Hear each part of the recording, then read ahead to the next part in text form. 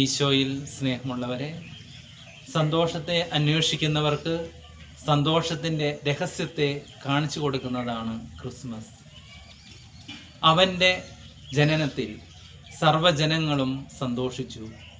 അവൻ്റെ വരവിൽ സർവചരാചരങ്ങളും ആനന്ദിച്ചു.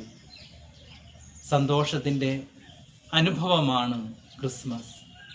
ഈശോയുടെ ജനന സമയത്ത് വിണ്ണിലെ മാലാഖമാർ സമാധാനത്തിൻ്റെയും സന്തോഷത്തിൻ്റെയും ഗാനം പാടി. ആട്ടിടയന്മാർ ശിശുവായി ജനിച്ചവനെ കാണുവാൻ ആനന്ദത്തോടുകൂടെ പോയി.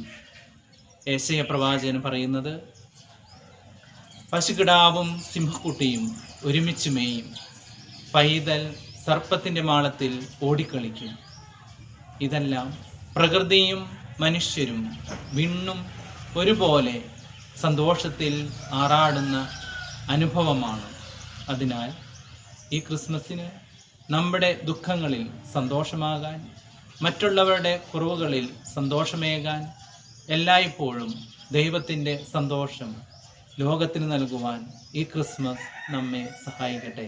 എല്ലാവർക്കും ക്രിസ്മസിൻ്റെ മംഗളങ്ങൾ നേരുന്നു.